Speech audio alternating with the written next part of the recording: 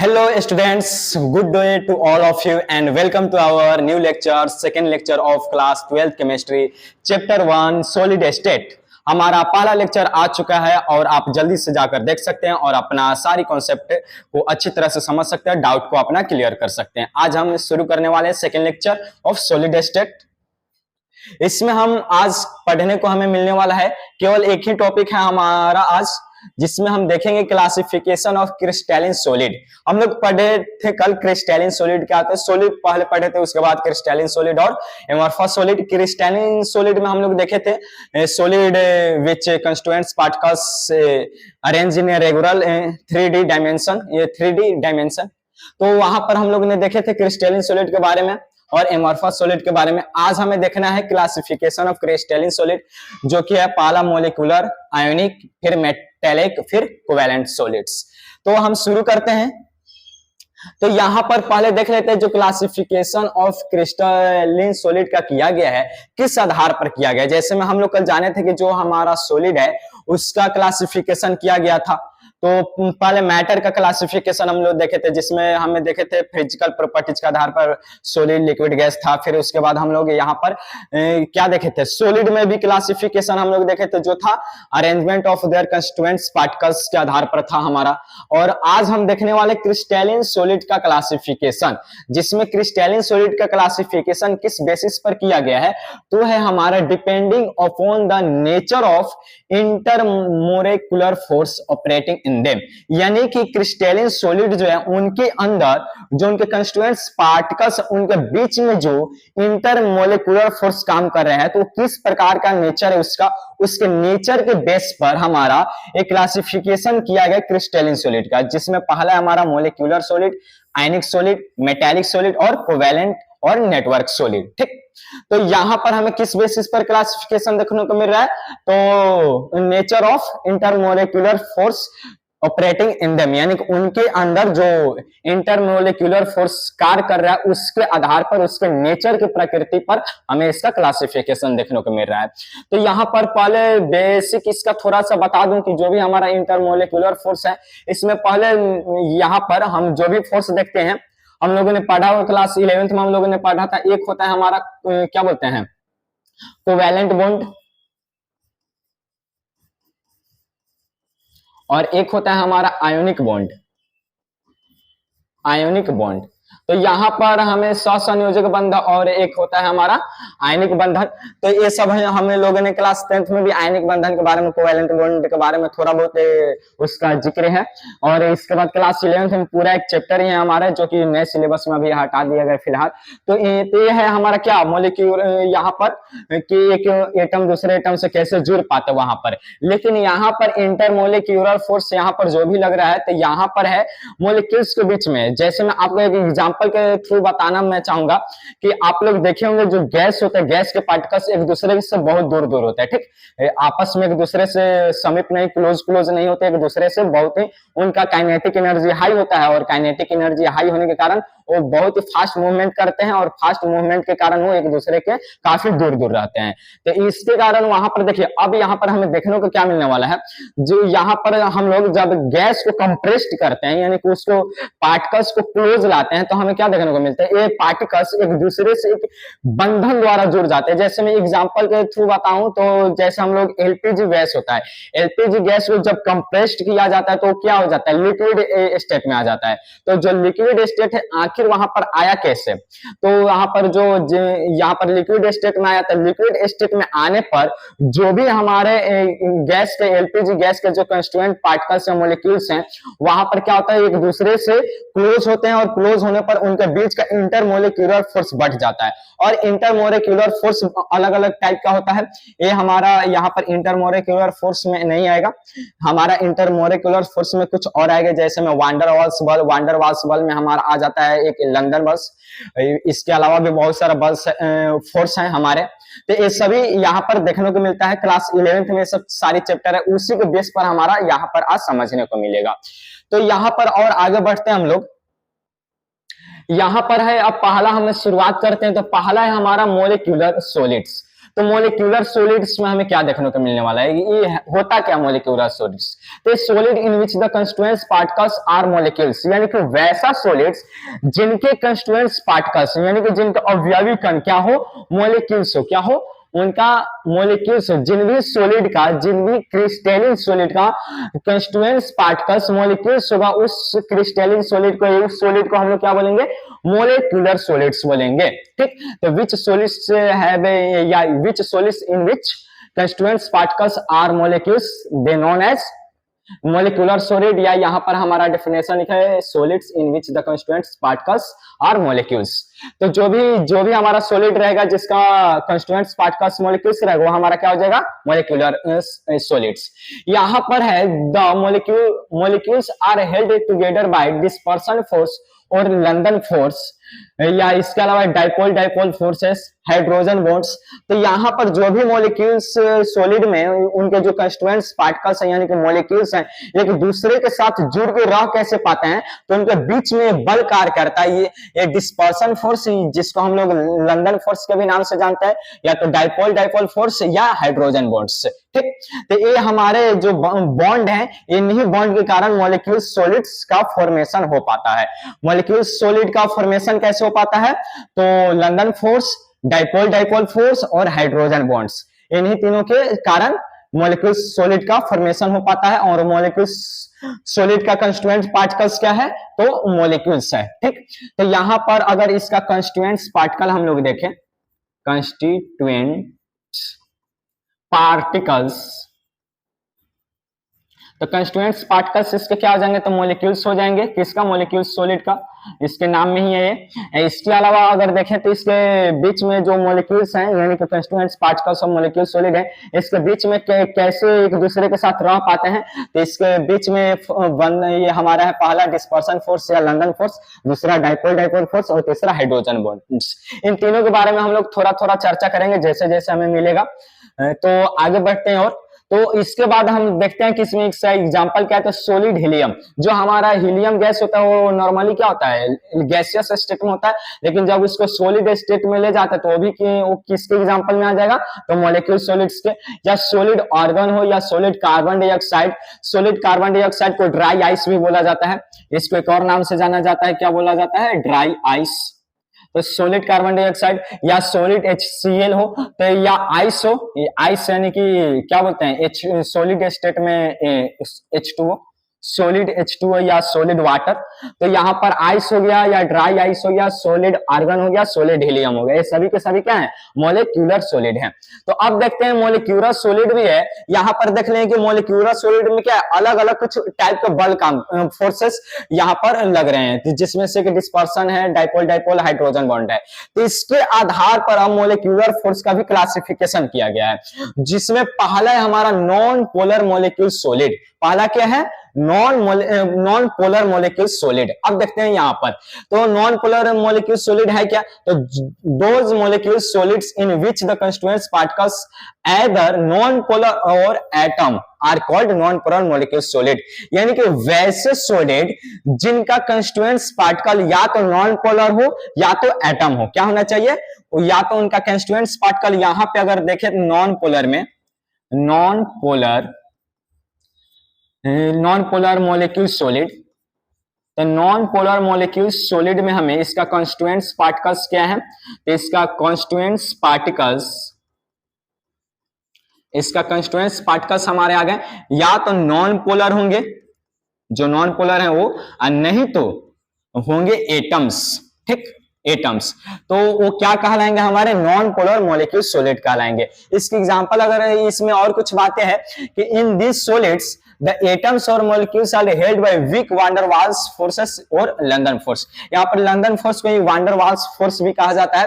तो यहाँ पर जो भी हमारे नॉन पोलर मोलिक्यूल सॉलिड्स है, तो इनके जो कंस्टिट्यूएंट्स पार्टिकल्स है, उनके कंस्टिट्यूएंट्स पार्टिकल्स के बीच में किस प्रकार का फोर्स अप्लाई होता है, तो उनके बीच में है वो force weak van der Waals force, या तो उसी को बोलते हैं हम लोग लंदन फोर्स। ठीक, तो ये हम यहाँ पर देख ले इसके बीच में कौन सा फोर्स लग रहा है, कौन सा इसका कंस्टिट्यूएंट्स पार्टिकल्स है। पार्टिकल्स हैं। तो कंस्टिट्यूएंट पार्टिकल्स नॉन पोलर या एटम हो सकते हैं, जो फोर्स है वो हमारा लंदन फोर्स होगा।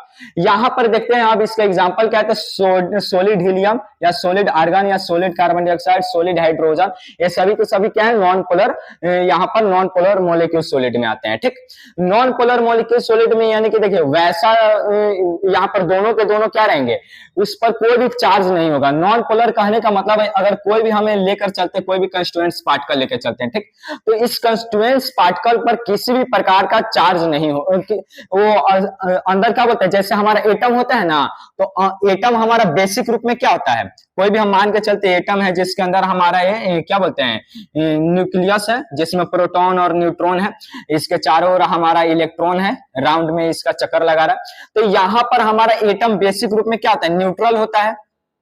हमारा जो भी एटम होता है बेसिक ग्रुप में क्या होता है, न्यूट्रल होता है। इसमें चार्ज पार्टिकल्स होते हैं इलेक्ट्रॉन प्रोटॉन, लेकिन एक दूसरे को क्या इनइफेक्टिव कर देते हैं और ये क्या हो जाते हैं, न्यूट्रल हो जाते हैं। लेकिन यहाँ पर बात जब इसी तरह हमारे नॉन पोलर भी होते हैं, नॉन पोलर यानी कि वैसे पार्टिकल्स जिन पर किसी भी प्रकार का क्या हो, चार्ज ना हो। तो और पोलर यहाँ पर किसको बोला जाता है तब, तो पोलर वैसे पार्टिकल्स को बोला जाएगा जिसके एक भाग पर कि पार्शियली रूप से कुछ क्या हो, पार्शियली रूप से प्लस चार्ज हो और एक भाग पर पार्शियली रूप से माइनस चार्ज हो, तो उसको बोला जाता है पोलर पार्टिकल्स। पोलर पार्टिकल्स यानी कि वैसे पार्टिकल्स जिसके एक भाग पर पार्शियली रूप से प्लस हो और दूसरे भाग पर पार्शियली रूप से माइनस चार्ज हो, तो वो क्या हो जाएंगे, पोलर हो जाएंगे। वो क्या हो जाएंगे, हमारे पोलर हो जाएंगे। और वैसे कंस्टिट्यूएंट्स पार्टिकल्स या वैसे पार्टिकल्स जिन पर किसी भी भाग पर यहाँ पर क्या हो, हर एक भाग में क्या हो, जो भी हमारा चार्ज हो सब न्यूट्रल हो, तो हमारे क्या हो जाएंगे, नॉन पोलर। जिस तरह से हमारे क्या होते हैं एटम, एटम हमारा बेसिक रूप में क्या होता है, इन बेसिक फॉर्म हमारा जो एटम होता है वो न्यूट्रल होता है। सेम उसी तरह नॉन पोलर भी होता है, नॉन पोलर भी क्या रहेगा, बेसिक रूप में अपना पूरी तरह से न्यूट्रल रहेगा। लेकिन जो पोलर रहेगा उसके एक भाग पर पार्शियली रूप से प्लस चार्ज और एक भाग पर यानी कि सेकंड पार्ट पर पार्शियली रूप से माइनस चार्ज। तो ये था हमारा पोलर और नॉन पोलर में डिफरेंस। तो अब यहाँ पर हमारा नॉन मोलिकुलर सॉलिड्स क्या है, तो नॉन मोलिकुलर सॉलिड्स किससे बने होंगे, तो नॉन पोलर से बने होंगे या तो एटम से बने होंगे, और दोनों के दोनों क्या होते हैं, हमारे न्यूट्रल होते हैं। ठीक, अब देखते हैं यहाँ पर तो बन गए, इसके बीच में कौन सा बल काम कर रहा है, तो वान डेर वाल्स बल काम कर रहा है। इसके एग्जांपल भी हम लोग देख लिए। इसको जब ये फॉर्मेशन इसका कैसे हो पाता है थोड़ा और अच्छी तरह से देख लेते हैं। तो नॉन पोलर मॉलिक्यूल सॉलिड्स, देखिए एक एग्जांपल आपको यहाँ पर हम दिखाते हैं। देखिए यहाँ पर हमारा एक क्या है, एक एटम है, एक एटम का स्ट्रक्चर है, मान के चलते हैं इसमें एक हमारा ये एटम का स्ट्रक्चर, इसमें हमारा इसके बीच में न्यूक्लियस है, इसके चारों ओर क्या होते हैं, तो इस तरह से हमारे चारों ओर इसके इलेक्ट्रॉन के क्लाउड होते हैं, इलेक्ट्रॉन क्लाउड, जिसको हम लोग इलेक्ट्रॉन मेघ भी बोलते हैं। तो चारों तरफ क्या होंगे, इसके इलेक्ट्रॉन क्लाउड होंगे कुछ इस तरह से। तो इस तरह से हमारे चारों ओर क्या बोलते हैं, एटम के चारों ओर इलेक्ट्रॉन क्लाउड होंगे। तो जब इलेक्ट्रॉन क्लाउड इसके चारों ओर, न्यूक्लियस के चारों ओर घूमते रहते हैं, तो उस समय क्या होता है, किसी खास मूवमेंट पर एक कुछ कभी किसी भाग में जो इलेक्ट्रॉन होते हैं, इलेक्ट्रॉनों की संख्या ज्यादा हो जाती है। मान के चलते हैं हमारा यहाँ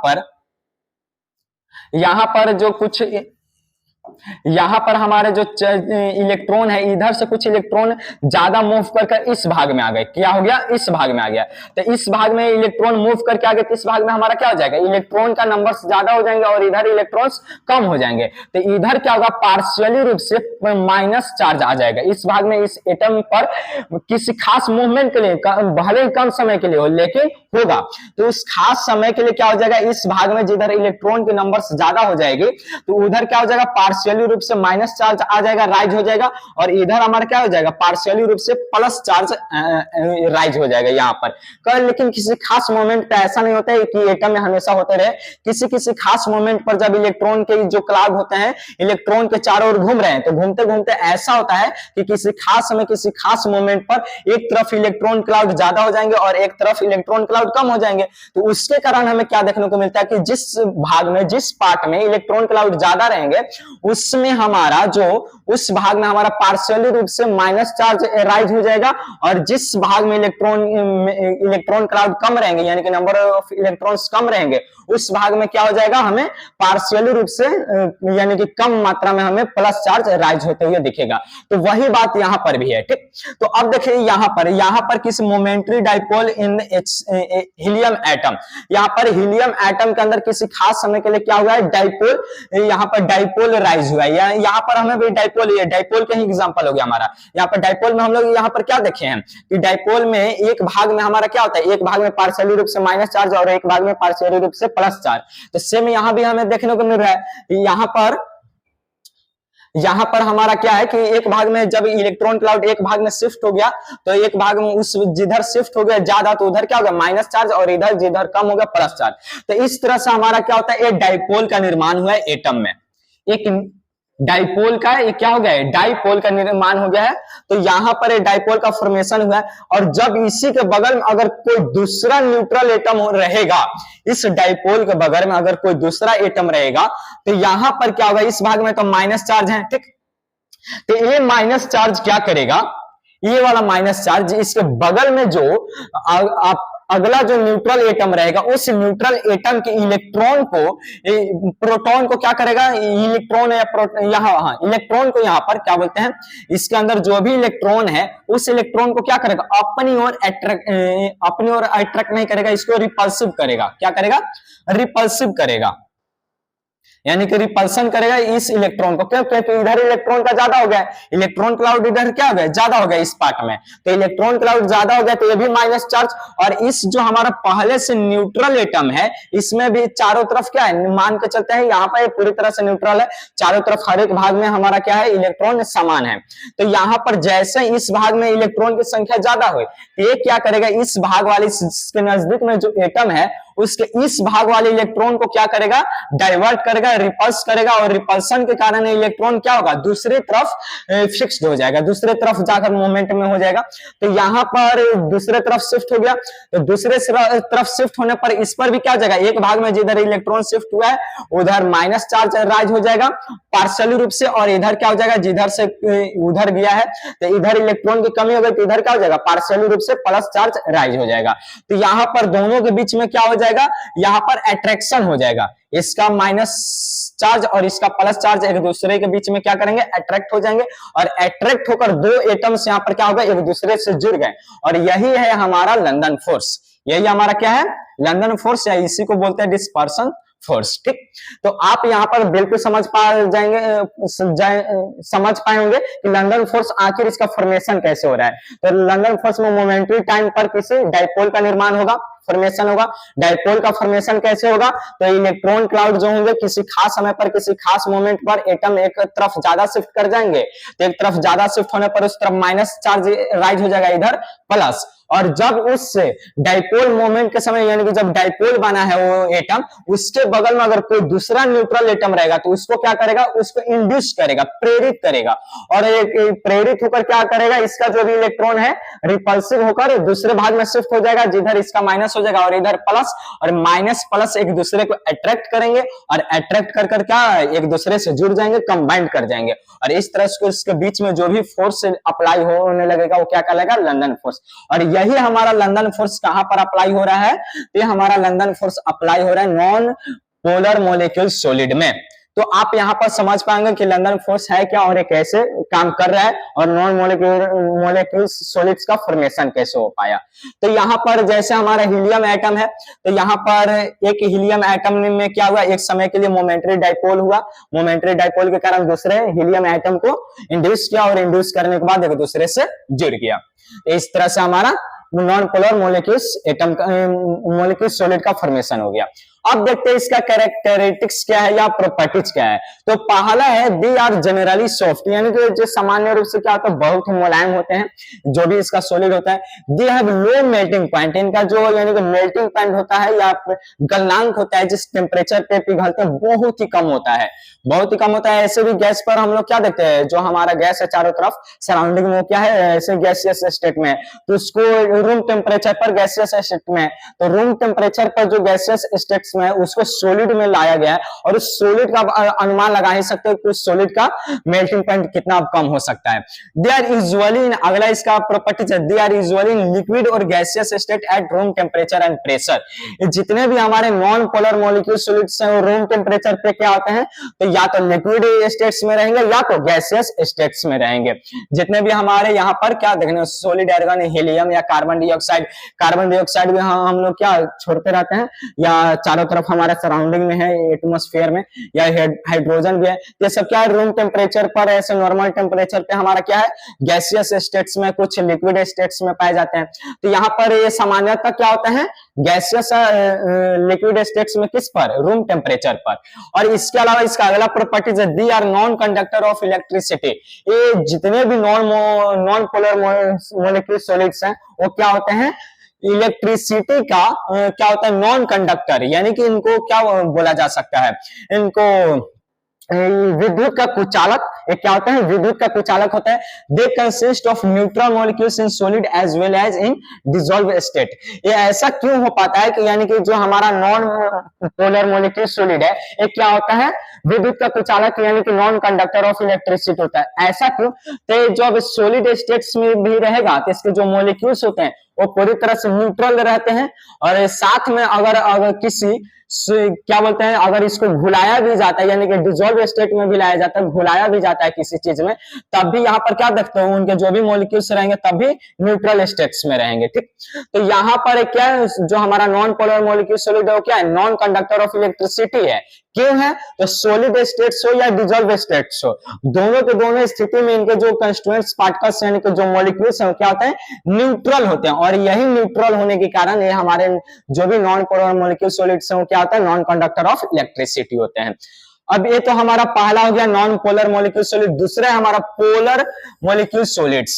तो जैसे हमारा नॉन पोलर मॉलिक्यूल सॉलिड्स का फॉर्मेशन हुआ था हमारा नॉन पोलर या एटम्स के मिलने के कारण और उसके बीच में लंदन फोर्स काम कर रहा था, उसी तरह हमारा जो पोलर मॉलिक्यूल सॉलिड्स है ये हमारा किससे बना होता है, the constituents particles are formed by polar covalent bond. तो यहाँ पर वैसे molecule solid in which the constituent particles are formed by polar covalent bond, यानी कि वैसा सॉलिड वैसा मॉलिक्यूल सॉलिड जिनके अवयवी कण या constituents particles polar covalent bond से बने हो। पोलर कोवैलेंट बॉन्ड क्या है, तो वैसा यहाँ पर इसको भी हम लोग समझा दे रहे हैं, अभी यहाँ पर देख लीजिए। तो वैसा सॉलिड्स जिसके कंस्टिट्यूएंट्स पार्टिकल क्या हो पोलर कोवैलेंट बॉन्ड से मिलकर बने हुए हो।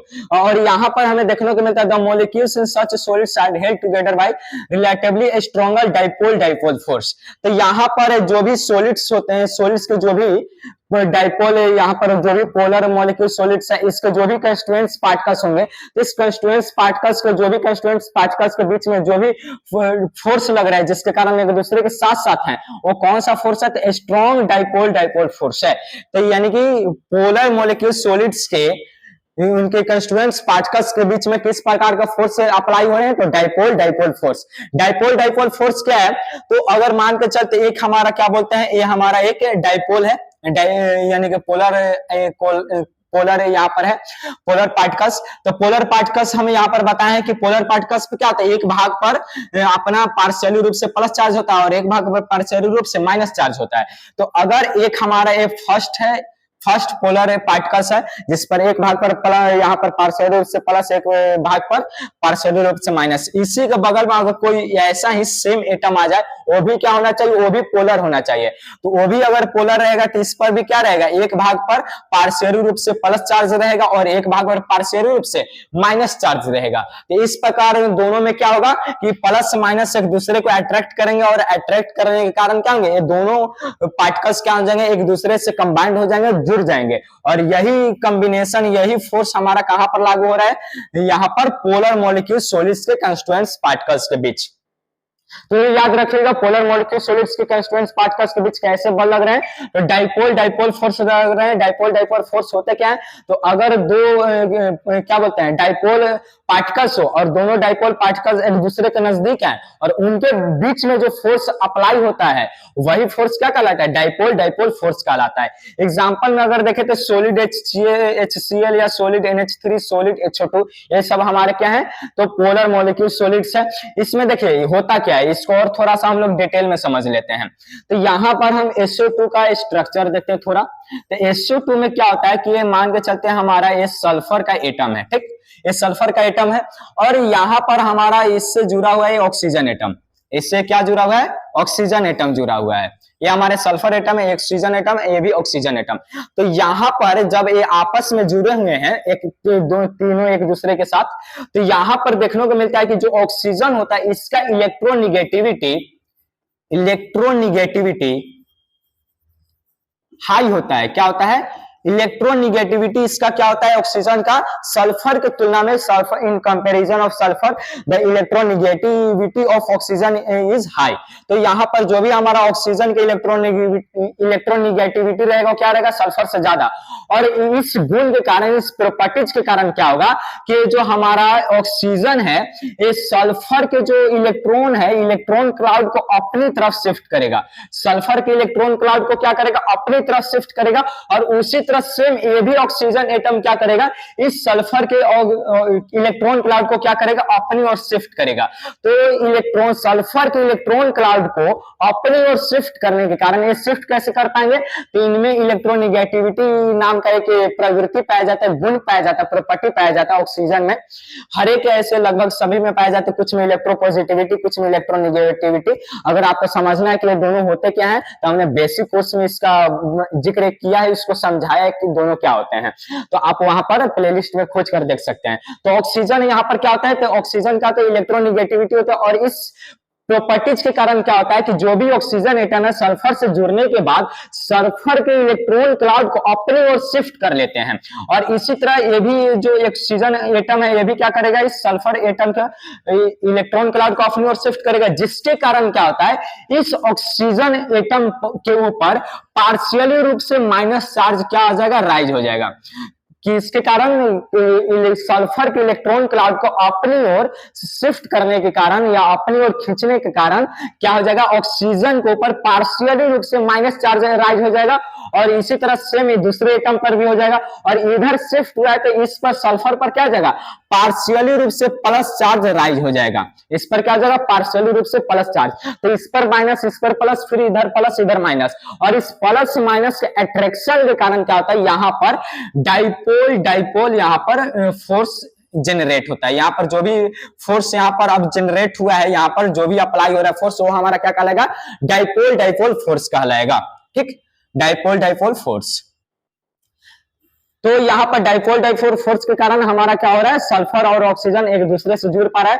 और यहाँ पर क्या, ऑक्सीजन भी यहाँ पर क्या हो जाता है, पोलर एटम हो जाता है, यहाँ पर पोलर के रूप में डाइपोल बन जाता है। और ये भी ऑक्सीजन परमाणु हमारा क्या हो जाएगा, ये भी डाइपोल हो जाएगा। और इस तरह से हमारा जो सल्फर है ये भी क्या हो जाएगा, डाइपोल हो जाएगा। और दोनों जब दो डाइपोल एक दूसरे के साथ जुड़ेंगे तो जुड़ने के कारण यहाँ पर क्या हो जाता है कि डाइपोल फोर्स उनमें देखने को मिलता है। और ये फोर्स हमें कहाँ देखने को मिलेगा, तो डाइपोल फोर्स हमें देखने को मिलेगा पोलर मॉलिक्यूल सॉलिड में। ठीक, अब इसके बाद देखते हैं एक एग्जांपल देख लीजिए। इसी तरह हमारे NH3 और HCl में भी होता है। HCl में भी हाइड्रोजन क्या होता है, इलेक्ट्रोपॉजिटिव होता है। और क्लोरीन होता है हमारा इलेक्ट्रोनिगेटिव। तो इलेक्ट्रोनिगेटिव है तो हाइड्रोजन के जो यहाँ पे मान के चलते हैं हाइड्रोजन एटम है और एक क्लोरीन एटम है। तो हाइड्रोजन एटम के जो इलेक्ट्रॉन क्लाउड है, क्लोरीन क्या करेगा, अपनी तरफ शिफ्ट करेगा इलेक्ट्रॉन क्लाउड को। तो इस पर क्या होगा, पार्शियली रूप से प्लस चार्ज। और ये क्लोरीन पर क्या होगा, पार्शियली रूप से माइनस चार्ज। और इस तरह से क्या हो जाएंगे, यहाँ पर बन जाएगा हमारा पोलर मॉलिक्यूल सॉलिड बन जाएंगे। तो ये है हमारा पोलर मॉलिक्यूल सॉलिड। इसका अगर कुछ कैरेक्टरिस्टिक्स देख ले तो इसका है, बेस सॉलिड्स आर ऐसो सॉफ्ट। ये भी सॉलिड हमारे जैसे नॉन पोलर सॉफ्ट होते हैं, उसी तरह हमारे यहाँ पर पोलर सॉलिड भी क्या होते हैं, सॉफ्ट होते हैं, मुलायम होते हैं। They are non conductor of electricity. ये भी जो इलेक्ट्रिसिटी का क्या कुचालक है, नॉन कंडक्टर है। क्यों, क्योंकि इसके जो पार्टिकल्स होते हैं जब एक दूसरे से जुड़ जाते हैं तो पूरी तरह से न्यूट्रल हो जाते हैं, और जिसके कारण न्यूट्रल होने के कारण क्या होते हैं, इलेक्ट्रिसिटी का नॉन कंडक्टर बन जाते हैं, यानी कि इंसुलेटर की तरह काम करते हैं। इसका थर्ड प्रॉपर्टी है they have low melting and boiling point, यानी कि जो पोलर मॉलिक्यूल सॉलिड है इसका बॉइलिंग पॉइंट और मेल्टिंग पॉइंट क्या होता है, बहुत ही लो होता है। और इसका अगला प्रॉपर्टीज देखिए, मोस्ट ऑफ देज आर गैसियर और liquid under room temperature and pressure condition, यानी कि रूम टेम्परेचर और नॉर्मल कंडीशन पर अगर देखा जाए तो यहाँ पर ये भी क्या होते हैं, हमारे लिक्विड स्टेट में मिलेंगे या तो गैसियस स्टेट में मिलेंगे, जैसे पोलर और नॉन पोलर। तो यहाँ पर पोलर और नॉन पोलर दोनों लगभग लगभग एक दूसरे से समान गुण रखते हैं, लेकिन बस फर्क क्या हो जाता है कि इनके बीच में लंदन फोर्स अप्लाई होता है। लंदन फोर्स होता क्या है, आप वीडियो को रिपीट करके देख सकते हैं। और पोलर मॉलिक्यूल सॉलिड्स के में किस कौन सा फोर्स काम करता है, तो डाइपोल डाइपोल फोर्स होता है। ये भी हम आपको अच्छी तरह से समझाए हैं, वहां से फिर से भी अगर फिर से समझ अच्छे और समझना चाहते हो उसको तो एक बार और वीडियो को रिपीट करके यहाँ से आप लोग देख सकते हैं। अब आगे बढ़ते हैं हम लोग, अगला है हमारा हाइड्रोजन बॉन्डेड मोलिक्यूलर सॉलिड। तो यहाँ पर नाम से स्पष्ट है कि वह एक कैसा मोलिक्यूल सॉलिड होगा, इनके कंस्टिट्यूएंट्स पार्टिकल्स के बीच में कैसा बंधन होगा, तो हाइड्रोजन बॉन्ड होगा। जैसे हमारे polar constituents polar molecules force में क्या था, डाइपोल डाइपोल फोर्स है, नॉन पोलर में क्या था, लंदन फोर्स। उसी तरह हाइड्रोजन बॉन्डेड मोलिक्यूलर सॉलिड में हमें क्या देखने को मिलेगा, हाइड्रोजन बॉन्ड देखने को मिलेगा। हाइड्रोजन बॉन्ड भी कैसे फॉर्मेशन होता है उसका वो भी हम समझाएंगे यहाँ पर। पहले देख लेते हैं, the molecule solid in which the constituents particle are connected each other by hydrogen bond, यानी कि वैसा मॉलिक्यूल्स जिनके कंस्टिट्यूएंट्स पार्टिकल्स एक दूसरे के साथ हाइड्रोजन बॉन्ड के द्वारा जुड़े हो, वैसे हमारे मॉलिक्यूल सॉलिड क्या कहलाएंगे, हाइड्रोजन बॉन्डेड मॉलिक्यूल सॉलिड कहलाएंगे।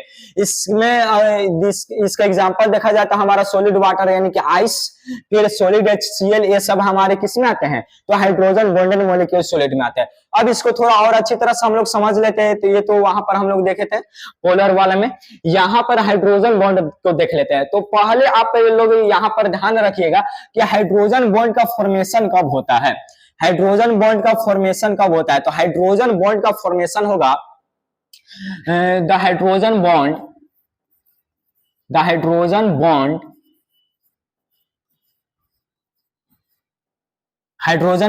rise between hydrogen and highly electronegative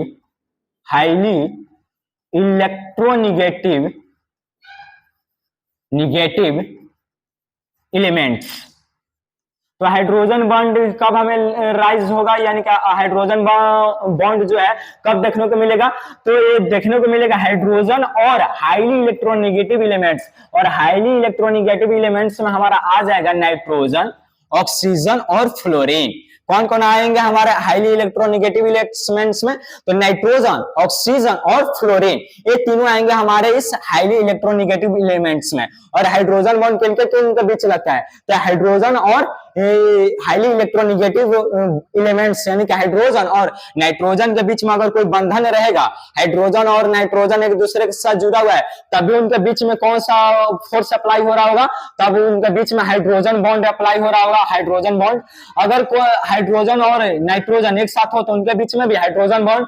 अगर हाइड्रोजन और ऑक्सीजन भी एक साथ हो तो उनके बीच में भी कौन सा बॉन्ड, हाइड्रोजन बॉन्ड। अगर हाइड्रोजन और फ्लोरीन ये दोनों भी एक साथ हो तो इसके बीच में हमारा कौन सा बॉन्ड देखने को मिलेगा, तो हाइड्रोजन बॉन्ड। तो आप समझ पा रहे हो कि हाइड्रोजन बॉन्ड हमें कहां पर देखने को मिलेगा, तो हाइड्रोजन बॉन्ड हाइड्रोजन और हाईली इलेक्ट्रोनेगेटिव एलिमेंट्स के बीच में हमें देखने को मिलता है। हाईली इलेक्ट्रोनेगेटिव एलिमेंट्स हैं कौन, तो नाइट्रोजन, ऑक्सीजन, फ्लोरीन।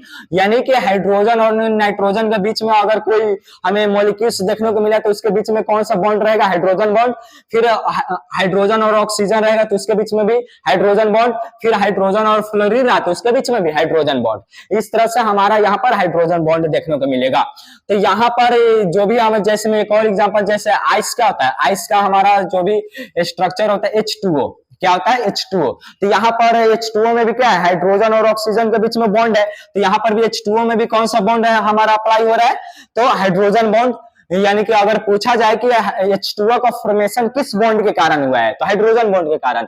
अगर हम कहें कि NH3 तो NH3 जो हमारा है इसका भी फॉर्मेशन किस बॉन्ड के कारण हो पाया है, तो हाइड्रोजन बॉन्ड के कारण, क्योंकि इसमें भी हमारा क्या है, नाइट्रोजन और हाइड्रोजन है। और यहाँ पर हम बता ही अभी, अगर हमें यहाँ पर HF3 देखें तो HF3 यहाँ पर HF तो यहाँ पर भी, यहाँ पर हमें क्या देखने को मिलेगा कि हाइड्रोजन फ्लोराइड में हमें भी क्या देखने को मिलेगा, तो यहाँ पर भी हाइड्रोजन बॉन्ड रहेंगे इस तरह से। तो या तो H2O हो, या तो NH3 हो, या तो HF हो, इस समय भी हमें क्या देखने को मिलेगा, हाइड्रोजन बॉन्ड देखने को मिलेगा। तो आप समझ गए कि हाइड्रोजन बॉन्ड कब देखने को मिलता है। और जब भी किसी मॉलिक्यूल्स बीच में हाइड्रोजन बॉन्ड लग रहेंगे तो वो मॉलिक्यूल्स हमारे किस में आ जाएंगे, हाइड्रोजन बॉन्ड मॉलिक्यूल्स। और जिस मॉलिक्यूल्स से सॉलिड बने हैं तो हो जाएगा हाइड्रोजन बॉन्डेड मॉलिक्यूल्स सॉलिड। अब देख लेते हैं इसका प्रॉपर्टीज थोड़ा। ये जो होता है नॉन कंडक्टर ऑफ इलेक्ट्रिसिटी, जो हमारा हाइड्रोजन बॉन्डेड भी है हमारा मॉलिक्यूल सॉलिड, ये भी क्या होता है हमारा, क्या होता है, इलेक्ट्रिसिटी का नॉन कंडक्टर होता है, यानी कि इंसुलेटर। आप सुने होंगे कि जब हमारा पूरी तरह से शुद्ध जल होता है H2O, जब पूरी तरह से शुद्ध जल रहेगा प्योर वाटर, प्योर वाटर क्या होता है, नॉन कंडक्टर ऑफ इलेक्ट्रिसिटी होता है, यानी कि विद्युत का कुचालक होता है प्योर वाटर, क्योंकि उसमें किसी भी प्रकार का आयंस में प्रेजेंट नहीं होता है। और अब्सेंस ऑफ आयंस के कारण यहाँ पर क्या होता है, हमारा जो वाटर होता है pure water, absence of ions के कारण यहाँ पर होता है नॉन कंडक्टर। और इसी में थोड़ा बहुत अगर कोई भी आयंस मिल जाए तो क्या हो जाता है, कंडक्टर ऑफ इलेक्ट्रिसिटी हो जाता है। तो हमारा जो भी हाइड्रोजन बॉन्डेड मॉलिक्यूल सॉलिड होंगे वो क्या होंगे, इलेक्ट्रिसिटी का नॉन कंडक्टर होंगे, यानी कि इंसुलेटर होंगे, जैसे जल के बारे में आप लोगों ने सुन रखा है। इसी तरह अगर दूसरा प्रॉपर्टीज देखा जाए, their melting and boiling point are generally higher than those of non polar molecule solid and polar molecule solids. यानी कि अगर यहां पर देखा जाए हाइड्रोजन बॉन्डेड मॉलिक्यूल सॉलिड्स का जो बॉइलिंग पॉइंट और क्या मेल्टिंग पॉइंट थोड़ा सा ज्यादा होता है किससे, नॉन पोलर मॉलिक्यूल सॉलिड से और पोलर मॉलिक्यूल सॉलिड से। क्योंकि जो हमारे डाइपोल बॉन्ड है या लंदन फोर्स है, उसके तुलना में हमारा जो हाइड्रोजन बॉन्ड है उसके तुलना में थोड़ा स्ट्रॉन्ग होता है। और स्ट्रॉन्ग होने के कारण यहाँ पर इसका मेल्टिंग पॉइंट और बॉइलिंग पॉइंट क्या होता है उसके तुलना में, यानी कि पोलर मॉलिक्यूल और नॉन पोलर मॉलिक्यूल की तुलना में क्या, तो थोड़ा सा हाई होता है, यानी कि हाईली होता है उसके तुलना में, हाइयर होता है। तो आप समझ गए कि क्यों होता है। तो यहाँ पर जो हाइड्रोजन बॉन्ड है ये क्या लंदन फोर्स और डाइपोल फोर्स के कंपैरिजन में थोड़ा ज्यादा स्ट्रॉन्ग होता है। और हाँ, आप ये भी बात याद रखिएगा, जिस पार्टिकल्स के अंदर या जिस सॉलिड के अंदर हमें जो भी फोर्स होगा, अगर जितना ज्यादा फोर्स लगेगा पार्टिकल्स के बीच में, उसको मेल्ट करने में या उसको क्या बोलते हैं बॉइल करने में, उतना ही ज्यादा हमें क्या लगेगा, वहां पर एनर्जी देना पड़ेगा। जितना ज्यादा उसके बीच का इंटरेक्शन ऑफ फोर्स रहेगा, यानी कि इंटरमोलिक्यूलर फोर्स जितना ज्यादा हाई रहेगा, उसको बॉइल करने के लिए या उसको मेल्ट करने के लिए उतना ही ज्यादा एनर्जी देना पड़ता है। और जितना ज्यादा एनर्जी देना पड़ेगा यानी कि उतना ज्यादा टेम्परेचर रहेगा, और ज्यादा टेम्परेचर यानी कि उसका मेल्टिंग पॉइंट और बॉइलिंग पॉइंट क्या हो जाएगा, हाई हो जाएगा। तो यही हमें यहाँ पर भी देखने को मिल रहा है कि जो इसके कंपैरिजन में डाइपोल फोर्स और लंदन फोर्स के कंपैरिजन में यहाँ पर जो हाइड्रोजन बॉन्ड का फोर्स है वो क्या है, उसके तुलना में उसके कंपैरिजन में थोड़ा ज्यादा स्लाइटली हाइयर होता है। और उसी हाइयर होने के कारण क्या होता है, इसका हाइड्रोजन बॉन्ड वाले मॉलिक्यूल सॉलिड का मेल्टिंग पॉइंट और बॉइलिंग पॉइंट उसके तुलना में पोलर मॉलिक्यूल और नॉन पोलर मॉलिक्यूल की तुलना में थोड़ा ज्यादा होता है। अगला इसका प्रॉपर्टीज देखें, they are generally volatile liquids और soft liquid under room temperature और नॉर्मल प्रेशर कंडीशन।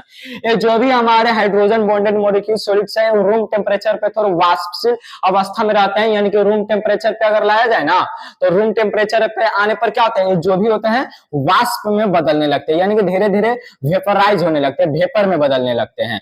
कौन, यहाँ पर जो हाइड्रोजन बॉन्डेड मॉलिक्यूल सॉलिड है रूम टेम्परेचर पे क्या होंगे, ये वेपर में बदलना बहुत ही अच्छी तरह से वेपर में बदलने लगता है, जिसके कारण इन्हें वोलेटाइल लिक्विड्स या सॉफ्ट वोलेटाइल लिक्विड या सॉफ्ट सॉलिड बोला जाता है। अब देखते हैं, ये तो हो गया हाइड्रोजन बॉन्ड, अच्छी तरह से हम लोग देख लिए। अब अगला प्रकार है हमारा, जैसे में हम ये सब किसमें पढ़ रहे थे, ये सभी के सभी हमारा किसका क्लासिफिकेशन था, किसका टाइप्स था, तो मॉलिक्यूलर सॉलिड का था। अब हम लोग आगे बढ़ते हैं, अगला है हमारा आयोनिक सॉलिड। आयोनिक सॉलिड हमारा क्या होता है, जैसे मोलिक्यूलर सॉलिड हम लोग पढ़े, उसी तरह एक हमारा क्रिस्टल सॉलिड का एक और टाइप है आयोनिक सॉलिड। आयोनिक सॉलिड क्या होता है, the solid in which the constituent particles are ions are called ionic solid. यानी कि वैसे सॉलिड जिनके कंस्टिट्यूएंट पार्टिकल्स क्या हो, आयंस हो, यानी कि आयंस के रूप में कौन कौन हो सकते हैं, या तो केटायंस हो सकता है या तो एनायंस हो सकता है। केटायन या एनायंस अगर आपको डाउट हो रहा है कि क्या होता है, तो इस पर भी मैंने एक ब्रिज कोर्स में लेक्चर बनाया हुआ है, आप वहां पर जाकर देख सकते हैं। तो यहाँ पर आयनिक सॉलिड क्या होता है, तो वैसे सॉलिड जिसके कंस्टिट्यूएंट्स पार्टिकल्स क्या हो, आयन से बने हुए हो, वो सभी क्या कहलाएंगे, आयनिक सॉलिड कहलाएंगे। और आयंस यहाँ पर क्या हो जाएंगे, तो या तो केटायंस रहेंगे या तो एनायंस रहेंगे। यानी कि केटायन और एनायन के मिलने से जो बना होगा a solid which formed by cation and anions that known as ionic solid. तो अब देखिए जो हमारा आयनिक सॉलिड होता है, यहां पर जो हमारा आयनिक सॉलिड है, तो यहां पर the ions are held together by a strong electrostatic force. यहां पर जो हमारे देखें, जैसे हम मोलिक्यूलर फोर्स मोलिक्यूलर सॉलिड में देख रहे थे कि पोलर, नॉन पोलर और हाइड्रोजन बॉन्डेड मोलिक्यूलर सॉलिड में उनके कंस्टिट्यूएंट पार्टिकल्स के बीच में अलग अलग प्रकार का फोर्स अप्लाई हो रहे थे, कि एक प्रकार का बॉन्ड था। तो इसी तरह आयनिक सॉलिड्स में भी एक प्रकार का क्या होता है, उनके कंस्टिट्यूएंट पार्टिकल्स के बीच में एक प्रकार का बॉन्ड होता है या फोर्स होता है। वो फोर्स क्या होता है, स्ट्रॉन्ग इलेक्ट्रोस्टैटिक फोर्स होता है। उनके बीच में जो भी फोर्स अप्लाई हो रहा है उन्हें उसको किस नाम से जानते हैं, स्ट्रॉन्ग इलेक्ट्रोस्टैटिक फोर्स से।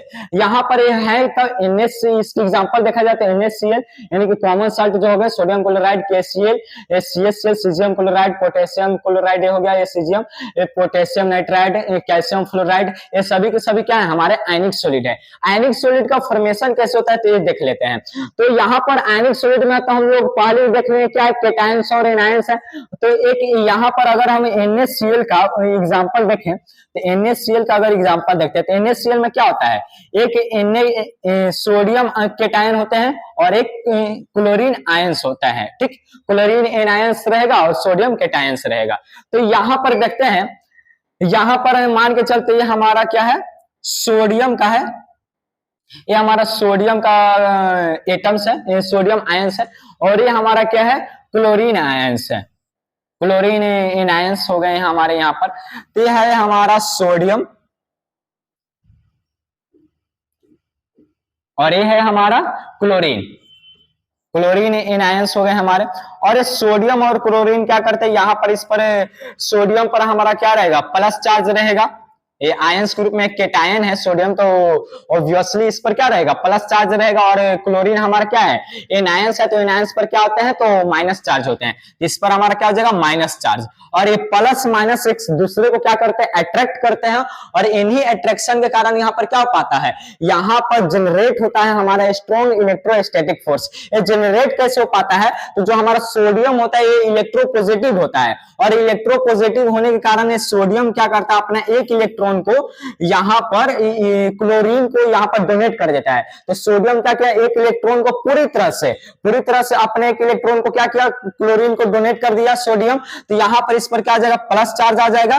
और यहाँ पर क्लोरीन क्या किया, उसको गेन किया इस इलेक्ट्रॉन को, जिस इलेक्ट्रॉन को सोडियम ने डोनेट किया है। तो यहाँ पर क्लोरीन का क्या हो जाएगा, इस पर माइनस चार्ज आ जाएगा।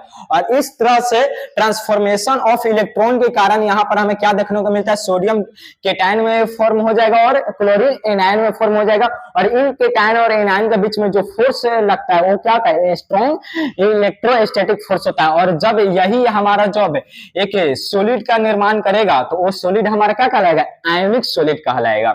इसमें अगर इसका प्रॉपर्टीज देखा जाए आयनिक सॉलिड का, तो आयनिक solid very hard and brittle, यानी कि जो आयनिक सॉलिड होता है बहुत ही कठोर होता है लेकिन भंगुर होते हैं। अगर उस पर हथौड़े से वार किया जाए तो क्या हो सकता है, वो पूरी तरह से टूटकर बिखर जाएंगे। तो क्या होता है, वेरी हार्ड यानी कि कठोर और भंगुर होते हैं। इसका अगर नेक्स्ट इसका प्रॉपर्टीज देखा जाए तो इसका मेल्टिंग पॉइंट और बॉइलिंग पॉइंट क्या होता है, बहुत ही ज्यादा होता है। तो जो हमारा इलेक्ट्रोस्टैटिक फोर्स है ना, बहुत ही ज्यादा मजबूत होता है। तो जो जिसके इंटरमोलिक्यूलर फोर्स जितना ज्यादा मजबूत होगा, उसका यहाँ पर कुछ देर बताएं कि इंटरमोलिक्यूलर फोर्स जितना ज्यादा हाई उतना ही ज्यादा उसका मेल्टिंग पॉइंट और बॉइलिंग पॉइंट भी होगा। तो जो हमारा यहाँ पर इलेक्ट्रोस्टैटिक्स फोर्स है वो बहुत ही ज्यादा मजबूत होता है, बहुत ही ज्यादा स्ट्रांग होता है। और स्ट्रांग होने के कारण यहाँ पर क्या होता है, ये आयनिक सॉलिड का मेल्टिंग पॉइंट और बॉइलिंग पॉइंट क्या हो जाता है, बहुत ही ज्यादा हो जाता है, यानी कि हाई हो जाता है। अब यहाँ पर इसका अगर अगला प्रॉपर्टीज देखा जाए, दे आर पुअर कंडक्टर और इंसुलेटर इन सॉलिड स्टेट। जो भी आयनिक सॉलिड होते हैं क्या होते हैं, यहाँ पर सॉलिड स्टेट में ध्यान रखिएगा सॉलिड स्टेट में क्या होता है, यहाँ पर पुअर कंडक्टर होता है, यानी कि नॉन कंडक्टर ऑफ इलेक्ट्रिसिटी होता है, या उसी को बोलते हैं इंसुलेटर्स होते हैं ये सब, ठीक। लेकिन अगर यहाँ पर देखा जाए but in the molten state, यानी कि अगर पिघला हुआ अवस्था में देखा जाए, और व्हेन डिसॉल्व इन वाटर, यानी कि जब जल में घुले हुए तो उस अवस्था में बिजली का चालन करते हैं, यानी कि दे कंडक्ट इलेक्ट्रिसिटी। अगर सॉलिड स्टेट में आयनिक सॉलिड हो तो उस समय किसी भी प्रकार का विद्युत का चालन नहीं करेंगे, यानी कि नॉन कंडक्टर रहेंगे। लेकिन जैसे इसको मेल्ट कर दिया जाए, यानी कि मोल्टेन स्टेट में ला दिया जाए या वाटर में डिसॉल्व कर दिया जाए, तब क्या करते हैं, एक इलेक्ट्रिसिटी का कंडक्टर बन जाते हैं। तो क्यों ऐसा होता है इसका कारण बता दें, तो इसके पीछे के कारण है कि आयनिक सॉलिड जब सॉलिड स्टेट में होते हैं तो सॉलिड स्टेट में रहने पर इनमें कोई भी आयन फ्री नहीं होता है, कोई भी आयन क्या तो फ्री नहीं होता है जो कि यहाँ पर मूव कर पाए। और हम जानते हैं कि कभी भी इलेक्ट्रिसिटी का फ्लो कब हो पाता है, जब किसी भी वायर में या किसी भी लिक्विड या किसी भी सॉल्यूशन या वायर में जब कोई हमारा कोई क्या बोलते हैं, कोई हमारा आयंस पार्टिकल्स यानी कि चार्ज पार्टिकल्स फ्री हो और वो क्या करे, मूवमेंट कर पाए। तो जब वो मूवमेंट कर पाता है तभी क्या होता है, इलेक्ट्रिसिटी का फ्लो हो पाता है। तो यहाँ पर जब आयनिक सॉलिड जब सॉलिड स्टेट में होता है तो उसमें कोई भी फ्री चार्ज पार्टिकल्स नहीं होता है, कोई भी फ्री चार्ज पार्टिकल्स नहीं होता है। और फ्री चार्ज पार्टिकल्स नहीं होने के कारण एक क्या होता है, यहाँ पर फ्री चार्ज पार्टिकल्स नहीं होने के कारण क्या होता है, इलेक्ट्रिसिटी का नॉन कंडक्टर होता है। कब, सॉलिड स्टेट में। सॉलिड स्टेट में क्या रहेगा, फ्री चार्ज पार्टिकल्स नहीं रहता है। लेकिन जैसे इसको पिघलाया जाता है, यानी कि मोल्टेन स्टेट में डिसॉल्व इन वाटर, यानी कि पानी में घोला जाता है, तो जो आयंस होते हैं इनके बीच का जो अट्रैक्शन है वो टूट जाता है। और टूटने के कारण सोडियम आयन अलग हो जाएगा, क्लोरीन आयन अलग हो जाएगा, और अलग अलग होने के कारण यहाँ पर क्या हो गया, सोडियम का अलग आयंस बन गया, क्लोरीन का अलग आयंस बन गया, और ये अब मूवमेंट के लिए फ्री रहते हैं। और जैसे इसमें इलेक्ट्रिसिटी फ्लो किया जाता है तो उस इलेक्ट्रिसिटी को एक भाग से दूसरे भाग में यहाँ पर फ्लो करवाने लगते हैं, यानी कि फ्री रूप से मूवमेंट करने लगते हैं। तो इसको और हम लोग और जानेंगे, इस पर भी क्वेश्चन हमारा रहेगा। एक क्वेश्चन हमारा जैसे पिछली वीडियो में राइज हुआ था ना कुछ क्वेश्चन की, वाई सॉलिड्स आर रिजिड और इनकम्प्रेसिबल, वाई यहाँ पर हमारे पर जो एमोर्फस सॉलिड है उसको सुपर कूल्ड सॉलिड भी बोला जाता है। क्यों बोला जाता है, सुपर कूल्ड लिक्विड क्यों बोला जाता है, सब क्वेश्चन राइज हुआ था। तो सब जो भी इंपॉर्टेंट क्वेश्चन है सब हमारे एग्जाम में भी कई बार पूछे जा चुके हैं, ऐसे भी इंपॉर्टेंट क्वेश्चन है। तो सब क्वेश्चन का हम इसके बाद एक अलग है उसका एक वीडियो बनाने वाले इंपॉर्टेंट क्वेश्चन का इसके बाद ही, अभी तक जितना टॉपिक हो गया तो उसी में ये भी क्वेश्चन हम लोग कवर करेंगे। तो अभी फिलहाल देखते हैं अगला कैरेक्टरिस्टिक्स, यानी कि अगला properties. They are soluble in polar solvent और वाटर। जो हमारा आयनिक सॉलिड है वो क्या होता है, वो सोल्यूबल होता है किसमें, पोलर सॉल्वेंट में, यानी कि जो ध्रुवीय विलायक होता है उसमें, यानी कि जैसे वाटर। तो वाटर हमारा क्या होता है, पोलर होता है। कैसे होता है पोलर, तो यहाँ पर अगर वाटर का स्ट्रक्चर देखा जाए तो एक हाइड्रोजन, दो हाइड्रोजन एटम रहेगा हमारा पर यहाँ पर, और एक ऑक्सीजन रहेगा। एक ऑक्सीजन के साथ क्या, दो हाइड्रोजन रहेगा, H2O, इसका क्या होता है H2O। तो एक ऑक्सीजन दो हाइड्रोजन। तो यहाँ पर हम लोग जानते हैं कि ऑक्सीजन का आता है हाईली इलेक्ट्रोनेगेटिव होता है, और हाइड्रोजन का आता है हाईली इलेक्ट्रोपॉजिटिव होता है। और हाईली इलेक्ट्रोपॉजिटिव होने के कारण क्या करेगा, ये क्या बोलते हैं, अपने इलेक्ट्रॉन को पार्शियली रूप से डोनेट करेगा। तो यहाँ पर जो ऑक्सीजन है हाईली इलेक्ट्रोनेगेटिव होने के कारण ये हाइड्रोजन के इलेक्ट्रॉन क्लाउड को क्या करेगा, अपनी तरफ अट्रैक्ट करेगा। तो अपनी तरफ अट्रैक्ट करने के कारण हाइड्रोजन पे क्या आ जाएगा, पार्शियली रूप से प्लस चार्ज, और ऑक्सीजन पे क्या आ जाएगा, पार्शियली रूप से माइनस चार्ज। इस तरह से हमारा जो H2O है क्या बन गया, पूरी तरह से हमारा H2O यहाँ पर पोलर बन गया। क्या हो गया, पोलर मॉलिक्यूल्स बन गया, ठीक। ये पोलर मॉलिक्यूल्स बन गया। तो यहाँ पर जितने भी हमारे आयनिक सॉलिड है क्या होता है, पोलर मॉलिक्यूल्स में घुल जाते हैं। जैसे में यहाँ पर NaCl भी देखा जाता है, NaCl भी क्या है, इस पर यहाँ पर प्लस, इस पर माइनस। तो यहाँ पर आयनिक सॉलिड जितने भी है वो सब क्या होते हैं, पोलर में, पोलर सॉल्वेंट में क्या होता है, यानी कि ध्रुवीय विलायक में क्या तो घुल जाते हैं। उसी तरह हमारा वाटर भी क्या है, वाटर भी हमारा पोलर सॉल्वेंट है, इसलिए वाटर में हमारा जो भी नमक होता है वो क्या होता है, आसानी से घुल जाता है। और लेकिन ये बट इनसॉल्युबल और वेरी स्लाइटली सॉल्युबल, यानी कि क्या होता है, बहुत ही कम या न के बराबर घुल होता है किस में, नॉन पोलर सॉल्वेंट में। यानी कि अगर नॉन पोलर सॉल्वेंट में आयनिक सॉलिड को घोला जाए तो या तो घुलेंगे नहीं तो घुलेंगे भी तो बहुत कम मात्रा में, यानी कि वेरी स्लाइटली इसका जो जो घुलेंगे क्या होगा, बहुत कम मात्रा में घुलेंगे, किसमें, नॉन पोलर में, और पोलर में क्या होगा, पूरी तरह से घुल जाएगा। तो ये था हमारा आयनिक सॉलिड का कुछ प्रॉपर्टीज, और आयनिक सॉलिड कैसे इसका फॉर्मेशन होता है, उसके कंस्टिट्यूएंट पार्टिकल्स के बीच में कौन सा फोर्स अप्लाई होता है, सभी ने हम लोग देख लिए। अगला हमारा है मेटेलिक सॉलिड। तो मेटेलिक सॉलिड होता क्या है, जितने भी हमारे मेटल है ना, आयरन हो गए, कॉपर हो गए, एल्युमिनियम हो गए, ये सभी के सभी हमारे क्या है, मेटेलिक सॉलिड्स के अंतर्गत आते हैं, यानी कि इन द मेटेलिक सॉलिड। तो देखो, दोज क्रिस्टल सॉलिड, यानी कि वैसे क्रिस्टलीय ठोस crystalline solid in which the constituents particles are positively charge metal ions, यानी कि वैसे क्रिस्टलिन सॉलिड जिसके कंस्टिट्यूएंट्स पार्टिकल्स क्या हो, धनात्मक रूप से चार्ज हो, यानी कि पॉजिटिवली चार्ज मेटल आयंस हो, और इस मेटल से पॉजिटिवली चार्ज मेटल आयंस को कर्नेल्स भी बोलते हैं, और इसके अलावा उसमें क्या हो, फ्री इलेक्ट्रॉन्स हो। तो वैसे क्रिस्टलिन सॉलिड जिसमें क्या हो, पॉजिटिवली चार्ज मेटल आयंस हो और क्या हो, फ्री इलेक्ट्रॉन्स हो, तो वैसे सॉलिड को हम लोग क्या बोलते हैं, मेटेलिक सॉलिड बोलते हैं।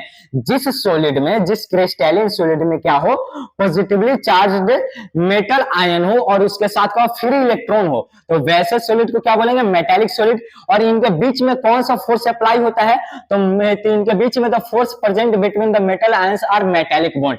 तो इनके जो भी यहाँ पर मेटल के कंस्टिट्यूएंट्स पार्टिकल्स के बीच में जो भी बॉन्ड, जो भी यहाँ पर फोर्स अप्लाई हो रहा है, तो कौन सा फोर्स रहता है, तो मेटेलिक बॉन्ड रहता है। ठीक, यहाँ पर एग्जांपल देखा जाए तो copper, nickel, iron, gold, silver, ये सभी के सभी क्या है, मेटेलिक यहाँ पर सॉलिड है। अब इसके अलावा इसका प्रॉपर्टीज देखा जाए, यहाँ पर प्रॉपर्टीज में देखा जाए तो क्या है, मेटेलिक सॉलिड में भी हार्ड एज वेल सॉफ्ट। जो मेटेलिक सॉलिड होता है हार्ड भी हो सकते हैं, हार्ड होते हैं लोहा, ये सब देखेंगे आप लोग, मेटेलिक सॉलिड हार्ड होते हैं, साथ ही सॉफ्ट भी होते हैं। जैसे में आप लोग सोडियम, पोटेशियम, ये सब सुने होंगे कि सोडियम, पोटेशियम, ये सब क्या है, ये सब हमारा सोडियम, पोटेशियम हमारे बहुत ही मुलायम तत्व होते हैं, क्लास 10th में आप लोगों ने पढ़ा होगा। तो मेटेलिक सॉलिड हार्ड भी होते हैं और साथ में हमारा क्या होते हैं, सॉफ्ट भी होते हैं, मुलायम भी होते हैं। ये जो मेटेलिक सॉलिड होता है, they are good conductor of heat and electricity. जो भी हमारे मेटेलिक सॉलिड है क्या है, इलेक्ट्रिसिटी या हीट का क्या बहुत ही अच्छा कंडक्टर होता है, बहुत ही अच्छा सुचालक होता है। कि क्यों हो पाता है, तो इसमें पाया जाता है free electron. Cause of presence of free electron के कारण यहाँ पर जो भी हमारे मेटेलिक सॉलिड है क्या होते हैं, यहाँ पर कंडक्टर होते हैं हीट और इलेक्ट्रिसिटी का। इसको भी हम लोग और अच्छी तरह से देखेंगे जब नेक्स्ट हमारा इंपॉर्टेंट क्वेश्चन का लेक्चर आने वाला है। अगला हमारा मेटेलिक सॉलिड का properties, they have metallic lustre and colour. जो हमारा मेटेलिक सॉलिड है इसमें क्या होता है, मेटेलिक लस्टर, और इसका इसमें धात्विक चमक और इसका एक रंग होता है अलग अलग धातुओं का। इस पर भी हम मेटल और नॉन मेटल पर भी एक बेसिक कोर्स में हमने कवर किया है, वो ये भी आप वहां पर जाकर समझ सकते हैं। अगला है हमारा they are malleable and ductile. एक क्या होता है, मेलिएबल होता है, डक्टाइल होता है, यानी कि इसका हथौड़े के द्वारा पीट पीट कर एक हमारा क्या, इसका एक हमारा पतला सा चादर बनाया जा सकता है, सीट बनाया जा सकता है। जैसे में एल्युमिनियम फॉइल देखेंगे तो एल्युमिनियम फॉइल क्या होता है, इसी प्रॉपर्टीज के कारण हमारा क्या होता है, इसको डक्टाइल प्रॉपर्टीज के कारण इसको यहाँ पर फ्लैट किया जा सकता है, और मेलिएबल के कारण इसको स्ट्रेच कर कर एक हमारा पतला तार के रूप में इसको खींचा जा सकता है। यहाँ पर अगला इसका मेटेलिक सॉलिड का प्रॉपर्टीज है, they possess highly melting point and boiling point. ये जो हमारा मेटेलिक सॉलिड है इसका मेल्टिंग पॉइंट और बॉइलिंग पॉइंट क्या, तो बहुत ही ज्यादा हाई होता है। क्यों होता है, तो इसके पीछे का भी जो हमारा मेटेलिक बॉन्ड है काफी स्ट्रॉन्ग बॉन्ड है, यानी कि जो भी इसके बीच में बॉन्ड लग रहा है, जो भी फोर्स लग रहा है, वो फोर्स क्या, तो बहुत ही मजबूत होता है। और जितना ज्यादा मजबूत फोर्स, जितना ज्यादा स्ट्रॉन्ग फोर्स, उतना ही ज्यादा मेल्टिंग पॉइंट और उतना ही ज्यादा बॉइलिंग पॉइंट। तो अब देखिए यहाँ पर, देखिए जो हमारा यहाँ पर स्ट्रक्चर हम लेके आए हैं, यहाँ पर क्या है, हमारा एक मेटेलिक सॉलिड का एक स्ट्रक्चर के रूप में है, जिसके अंदर हमारा रहेगा ये हमारा पॉजिटिवली चार्ज मेटेलिक आयंस है, पॉजिटिवली चार्ज मेटेलिक आयंस, ये सभी जितने के जितने हैं ये सब। और इसके बीच में जो ऐसे आपको लाइन दिख रहा है, ये सारे लाइंस क्या हैं, ये फ्री इलेक्ट्रॉन्स है। ये इलेक्ट्रॉन से पूरी तरह से गतिशील हो सकते हैं, पूरी तरह से स्वतंत्र रहते हैं। और यह तो यहाँ पर जो फ्री इलेक्ट्रॉन्स के जो भी पूरा क्लाउड है, या यहाँ पर जो भी सी है एक समुंदर की तरह, यहाँ पर जो भी इलेक्ट्रॉन्स होते हैं फ्री इलेक्ट्रॉन्स का, एक पूरे उनका समुंदर की तरह होता है, सी की तरह होता है। और ये पूरे इस सी ऑफ इलेक्ट्रॉन्स के बीच में हमारे क्या होते हैं, तो पॉजिटिवली चार्ज मेटल आयन होते हैं और इन्हीं के बीच में अट्रैक्शन फोर्स होता है और वो फोर्स क्या कहलाता है, मेटेलिक बॉन्ड कहलाता है। तो हमारा था इसके मेटेलिक सॉलिड के अंदर का क्रिस्टल का यहाँ पर स्ट्रक्चर, तो इसका मेटेलिक सॉलिड का क्रिस्टल का स्ट्रक्चर कैसा होता है। तो यहाँ पर हमें सी ऑफ इलेक्ट्रॉन रहेगा, यानी कि इलेक्ट्रॉन का बहुत ज्यादा यहाँ पर समुद्र जैसा व्यवहार रहेगा जिसमें फ्री इलेक्ट्रॉन रहेंगे और उस फ्री इलेक्ट्रॉन के बीच में हमारा क्या रहेगा, तो पॉजिटिवली चार्ज मेटेलिक आयंस रहेंगे और इस तरह से दोनों के बीच में फोर्स लगेगा और क्या बनेंगे, मेटेलिक सॉलिड बनाएंगे। तो यहाँ पर मेटेलिक सॉलिड क्या होता है, इसके कंस्टिट्यूएंट्स पार्टिकल्स कौन कौन हो गए, तो constituents particles positively charge metal ion और फ्री इलेक्ट्रॉन्स हो गए। इसके बीच में कौन सा बॉन्ड लग रहा है, तो मेटेलिक बॉन्ड लग रहा है। इसके में कुछ कुछ खास गुण यहाँ पर है, क्या होता है, good conductor of heat and electricity, इस हार्ड और सॉफ्ट भी हो सकते हैं, मेलिएबल डक्टाइल होते हैं और इनका मेल्टिंग और बॉइलिंग पॉइंट क्या होता है, बहुत ही हाई होता है। अगला अगर देखा जाए तो अगला हमारा प्रकार कोवैलेंट और नेटवर्क सॉलिड। तो कोवैलेंट बॉन्ड के बारे में अगर आप लोगों ने पढ़ा होगा तो कुछ बहुत याद होगा। कोवैलेंट बॉन्ड होता है यहाँ पर इलेक्ट्रॉन के साझेदारी के द्वारा यहाँ पर क्या होता है, इलेक्ट्रॉन का जब क्या इलेक्ट्रोस्टैटिक्स बॉन्ड में हम लोगों ने क्या देखा है कि इलेक्ट्रॉन को पूरी तरह से यहाँ पर डोनेट कर दिया है तो वहां पर क्या हुआ है, हमारा इलेक्ट्रोस्टैटिक फोर्स जनरेट हुआ है। लेकिन यहाँ पर साझा करता है, कोवैलेंट बॉन्ड कब जनरेट होगा, कब फॉर्म होगा, जब इलेक्ट्रॉन का साझा करेगा। तो यहाँ पर उसके कारण क्या होता है, जब कोवैलेंट सॉलिड क्या होता है, तो those crystalline solid in which constituent particles are non-metal atoms linked to the adjacent atoms by covalent bonds।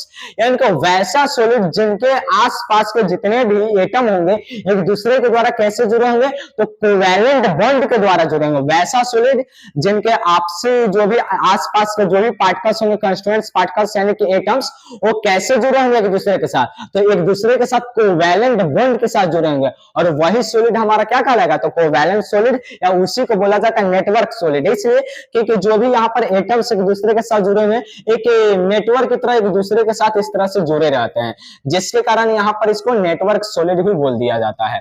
इस तरह से यहाँ पर स्ट्रक्चर के रूप में जुड़े रहते हैं लेकिन नेटवर्क रूप में। और यहाँ पर जो भी कोवैलेंट बॉन्ड है यहाँ पर एक दूसरे के साथ जुड़ कर एक बहुत बड़ा यहाँ पर बहुत बड़ा डायमेंशनल स्ट्रक्चर बनाता है, जिसके कारण इसे जायंट मॉलिक्यूल्स भी बोला जाता है। कोवैलेंट सॉलिड को क्या बोला जाता है, जायंट मॉलिक्यूल्स, बहुत बड़ा अणु। इसको हिंदी में बोले तो हो जाता है वृहद अणु, वृहद अणु। तो यहाँ पर जो हमारा कोवैलेंट सॉलिड होता है क्या होता है, इसको जायंट मॉलिक्यूल्स भी बोला जा सकता है। क्यों, क्योंकि इनके जो भी यहाँ पर इनके कंस्टिट्यूएंट्स पार्टिकल्स हैं एक दूसरे के साथ कोवैलेंट बॉन्ड के साथ जुड़कर एक बहुत बड़ा थ्री डायमेंशन में क्या करते हैं, एक बहुत बड़ा स्ट्रक्चर का फॉर्मेशन करते हैं और उसी फॉर्मेशन के कारण इसको क्या बोला जाता है, जायंट मॉलिक्यूल्स बोला जाता है। इसमें एग्जांपल देखा जाए तो डायमंड्स हो गए, सिलिकॉन कार्बाइड हो गया, क्वार्ट्स हो गया, बोरॉन नाइट्राइड हो गया, ये सभी के सभी हमारे क्या है, तो कोवैलेंट सॉलिड के अंतर्गत आते हैं। तो कोवैलेंट सॉलिड हो कौन गए, तो वैसे सॉलिड जिनके कंस्टिट्यूएंट्स पार्टिकल्स के बीच में कोवैलेंट बॉन्ड अप्लाई हो रहा हो या जो वैसे सॉलिड जिनका फॉर्मेशन कैसे हुआ हो, तो उनके कंस्टिट्यूएंट पार्टिकल्स के बीच कोवैलेंट बॉन्ड लगने के कारण तो उन्हें क्या बोला जाता है, कोवैलेंट सॉलिड। यहाँ पर इसमें देखा जाए एग्जांपल तो हम लोग देख लिए, अब इसका अगर कैरेक्टरिस्टिक्स देखा जाए, प्रॉपर्टीज देखा जाए तो कोवैलेंट क्रिस्टल आर हार्ड। जो भी हमारे कोवैलेंट बॉन्ड वाले सॉलिड होंगे यानी कि कोवैलेंट सॉलिड होंगे वो क्या रहेंगे, हार्ड होते हैं, बहुत ही कठोर होते हैं। They have extremely high melting point. जो हमारा कोवैलेंट बॉन्ड है ये भी बहुत ज्यादा मजबूत होता है और बहुत ज्यादा मजबूत होने के कारण क्या होता है कि इसका मेल्टिंग पॉइंट क्या होता है, बहुत ही ज्यादा हाई होता है। इसी तरह ये जो हमारे कोवैलेंट बॉन्ड वाले जो भी सॉलिड हैं they are poor conductor of electricity and are insulators. ये जो भी हमारे कोवैलेंट सॉलिड है क्या होता है, विद्युत का कुचालक होता है यानी कि नॉन कंडक्टर ऑफ इलेक्ट्रिसिटी होता है, उसी को बोलते हैं हम लोग इंसुलेटर्स भी बोलते हैं। लेकिन यहाँ पर एक हमें एक्सेप्शंस भी देखने को मिलता है, जैसे में हमारा क्या ग्रेफाइट है। जो ग्रेफाइट हमारा एक प्रकार का कोवैलेंट सॉलिड ही है, लेकिन यहाँ पर कोवैलेंट सॉलिड होने के कारण भी क्या होता है, मुलायम होता है। यहाँ पर कोवैलेंट सॉलिड में हम क्या देखिए हार्ड होता है, लेकिन ग्रेफाइट यहाँ पर एक्सेप्शंस में आता है, सॉफ्ट होता है, साथ ही एक गुड कंडक्टर ऑफ इलेक्ट्रिसिटी होता है। यहाँ यहाँ पर कोवैलेंट सॉलिड में हमने क्या देखा है कि जो भी हमारा कोवैलेंट सॉलिड होगा या हार्ड होगा और साथ में नॉन कंडक्टर होगा या पुअर कंडक्टर होगा किसका, इलेक्ट्रिसिटी का। लेकिन इसका एक्सेप्शंस में देखें तो ग्रेफाइट है जो कि कोवैलेंट सॉलिड होते हुए भी सॉफ्ट है और क्या है, गुड कंडक्टर ऑफ इलेक्ट्रिसिटी है। तो ये था हमारा क्या बोलते हैं क्लासिफिकेशन ऑफ किसका, क्रिस्टलिन सॉलिड। तो क्लासिफिकेशन ऑफ क्रिस्टलिन सॉलिड में हमने 4 प्रकार देखा। ये है हमारा कोवैलेंट सॉलिड, इसके पहले हमने देखा मेटालिक सॉलिड, उसके पहले आयनिक सॉलिड और उसके पहले हमने देखा मोलिक्यूलर सॉलिड। मोलिक्यूलर सॉलिड में भी हमने बहुत प्रकार देखा, जैसे non polar molecular solid, polar molecular solid और उसके अलावा था हमारा हाइड्रोजन बॉन्डेड मोलिक्यूलर सॉलिड। तो ये था हमारा क्रिस्टलिन सॉलिड का क्लासिफिकेशन, जो कि यहाँ पर पूरी तरह से खत्म हुआ। कल भी कुछ क्वेश्चन राइज हुआ था, आज भी कुछ क्वेश्चन राइज हुआ कि यहाँ पर भी क्वेश्चन राइज हुआ है पुअर कंडक्टर क्यों होता है। आयनिक सॉलिड में हम लोग एक क्वेश्चन देखे हैं कि क्या सॉलिड स्टेट में क्या होता है, कंडक्टर होता है इलेक्ट्रिसिटी का, लेकिन पुअर कंडक्टर होता है या नॉन कंडक्टर होता है। लेकिन वही मेल्टिंग स्टेट में देखा जाए, मोल्टेन स्टेट या डिसॉल्व इन वाटर में देखा जाए, जब वाटर में घुला हुआ हो तो उस समय क्या हो जाता है, आयनिक सॉलिड कंडक्टर ऑफ वाटर हो जाता है। तो ऐसा क्यों होता है, तो सभी क्वेश्चन का जो भी इंपॉर्टेंट क्वेश्चन राइज हुआ है तो उसके लिए एक अलग ही लेक्चर आने वाला है, तो उसमें इस सारी क्वेश्चन का डाउट क्लियर किया जाएगा। अभी के लिए फिलहाल इतना ही। यहाँ पर हमारे आज का लेक्चर खत्म हुआ है। अभी तक हमारे साथ जुड़े रहने के लिए बहुत बहुत धन्यवाद, थैंक यू। यहाँ पर हमारा वीडियो खत्म होता है, चलते हैं, फिर मिलते हैं नेक्स्ट क्लास में। Good bye.